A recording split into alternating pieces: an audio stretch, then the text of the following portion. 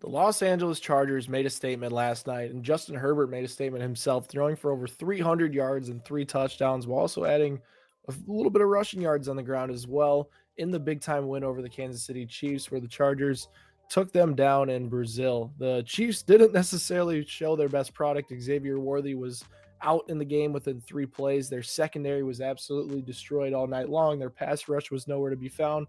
And Patrick Mahomes and the offense got off to a quite shaky start to open up the season. While the Chiefs have been great over some time, there's definitely some concerns long term. Meanwhile, the Chargers look as deep as ever on both sides of the ball, and Justin Herbert has a legit chance at entering the MVP conversation. So let's hop right into the film and see if the Chargers are legit and the Chiefs have long term concerns that we should be concerned about on the defensive side of the ball.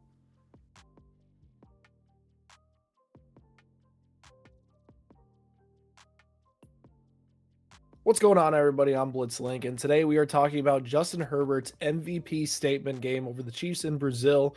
Herbert was absolutely brilliant last night, and the Chargers came with a different scheme that I think surprised everybody, and it for sure as hell surprised the Chiefs and Steve Spagnuolo because they were not prepared for it. The Chargers went out and threw the ball more than they ran the ball, with Amarian Hampton having a pretty quiet debut, but it was all the Justin Herbert show from the start of the game. The Chargers came out throwing the ball, and all we could hear from Kurt Warner and Rich Eisen was how surprised they were that Justin Herbert was getting unleashed from Greg Roman, who has been a run-heavy coordinator his entire career. Obviously, the Chiefs were expecting this, and Spags ran a lot of stacked boxes to open this game, and they still did it in the second half of this game because they played the Chargers so much. But the Chargers went with a different wrinkle in their game plan, and it was throwing the ball a lot. Paying attention to last year, you saw that the Chargers utilized the pass much more in the second half of the season, and Justin Herbert flourished when they let him unleash, having Ladd McConkey, and now you add Keenan Allen into that receiver room, and even Quentin Johnson had a really nice day. They even have some depth options like KLS and Trey Harris that make this receiving core the best that Justin Herbert might have, in his career, depending on how things play out. Ultimately, on the other side of the ball, the Chiefs did not come to play, and the Xavier Worthy injury to start the game is not good signs for this team long term, considering the fact that Rashee Rice is going to miss multiple weeks due to his suspension. So if Xavier Worthy is out for an extended period of time, this Chiefs team could be reeling to start the season. And their defense was reeling to start. A unit that we expected to be good again in 2025 really struggled. You're going to take a look here at their PFF coverage grades from last night. Brian Cook, their starting safety from last year, finished with a 61.9 grade. Trent McDuffie with a 59.6 grade, which is absolutely crazy considering the fact that he is one of the better corners in the NFL. That is an unacceptable number. Chamari Connor, 53.9, a guy who's been rotating in the Chiefs starting lineup for quite some time. Jalen Watson at 46.1, which, he was really good for them as well last year.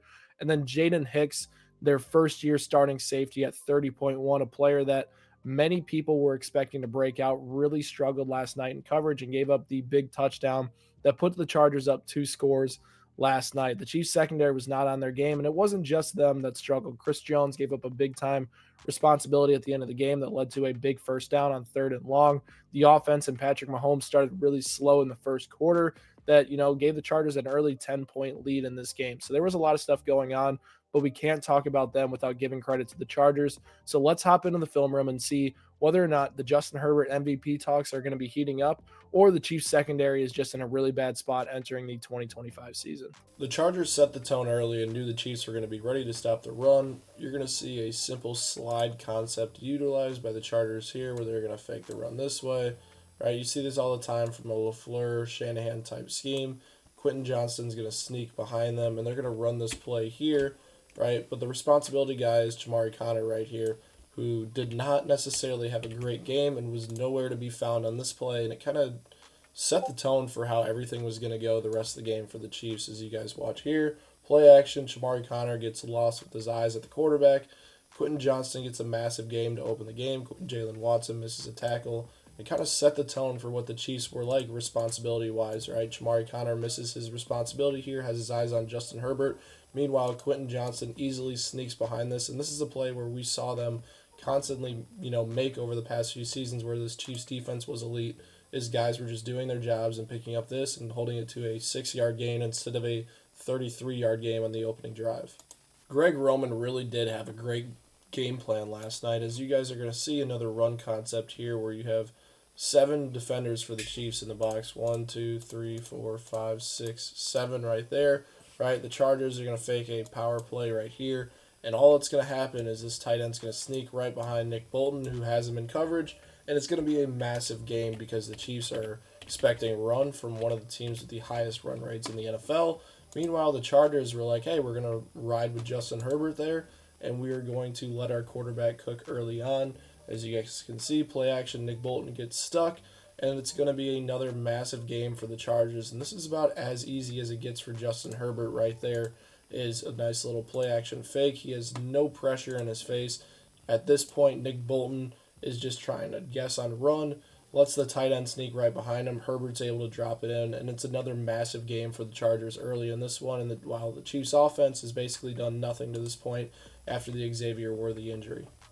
Another play that makes no sense for me considering Spags and what he normally does. Obviously, they're going to send some pressure backside over here, right? But you have a guy and a safety that is going to be like 10 yards off the ball when Ladd McConkey motions right here, and it's going to be a free first down. And this is right after the Chiefs got their first field goal, and we know that after that point, the offense started to pick up momentum and keep them in this ball game. As you guys can see, Ladd McConkey is going to go in motion right here, and this is where the safety is going to set up. I believe that is Chamari Connor. Yeah, it is Chamari Connor, right? At this point, it's 3rd and 7. Connor is basically playing at the sticks. Herbert's going to get backside pressure here, and then he's just going to be able to dot it in. No clue what's going on schematically or the guys not executing in their jobs, but being in this position against one of the best slot players and even one of the better receivers in the NFL on 3rd down, that just can't happen if you want to go win a ball game. This next play right here is basically the Chargers offensive line building a fort around Justin Herbert. Meanwhile, the secondary absolutely has a massive miscommunication here, leading to a wide open Ladd McConkey. And this is only a few plays right after the 3rd down conversion to him where they were off coverage and weren't really locked into him where they needed to be. So let's go right about a little bit farther here. I want to go right to this point. Okay, so when you guys look at the coverage here, you have 4 deep third defenders between 1, 2, and then 3, and then 4 that account for both Quentin Johnston and Ladd McConkey right there.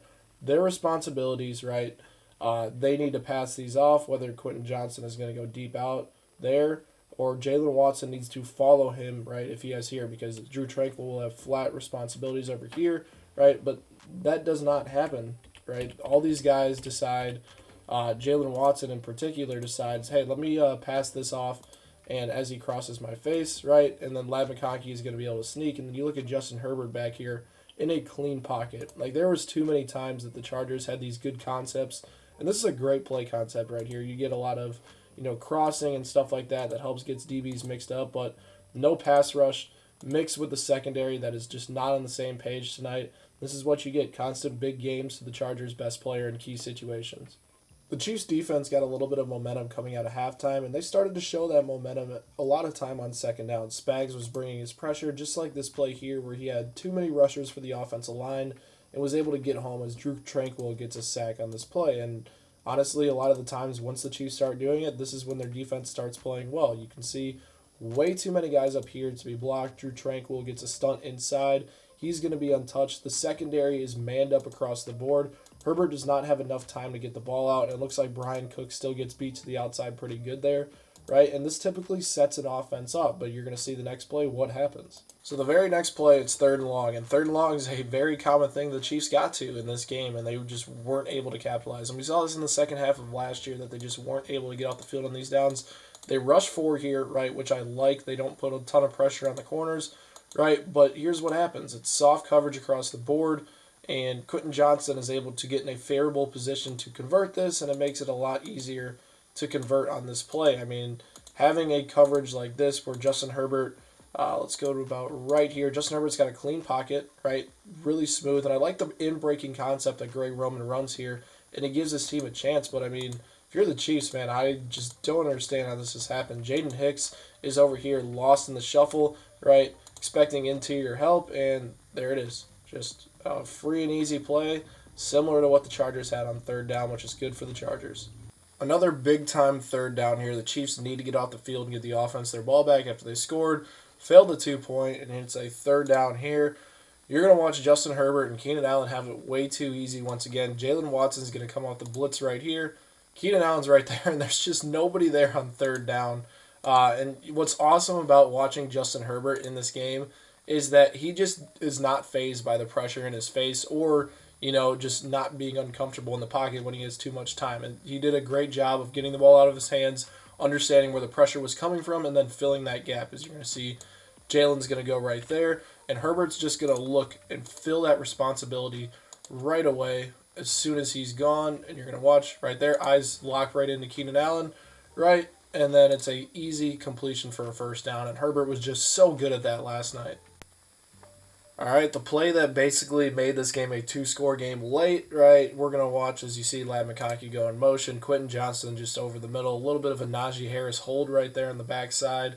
And it's just way too easy for them right now. And this is not like a softer zone look that we saw the Chiefs kind of give Chargers at times. This is their bread and butter. This is man-to-man coverage, right? And you're going to see QJ just cross-face over here and make it really easy for himself. And, Justin Herbert's got basically everything back here that he wants to do just based on the pocket that he has on this play. It makes it really easy for him. And I really like the Chargers concept here is, they give guys one-on-one shots when the Chiefs will go into man coverage and want to bring pressure here in a late game situation. And QJ just walks into the end zone for a touchdown there against Jaden Hicks, who had a really rough night last night. And then finally, the dagger. The Chiefs got a big-time sack right before this. It's 3rd and long again, so you're like, man, they'll probably get off the field this time. But no, Justin Herbert does a great job of taking advantage of another mistake that the Chiefs make in this game.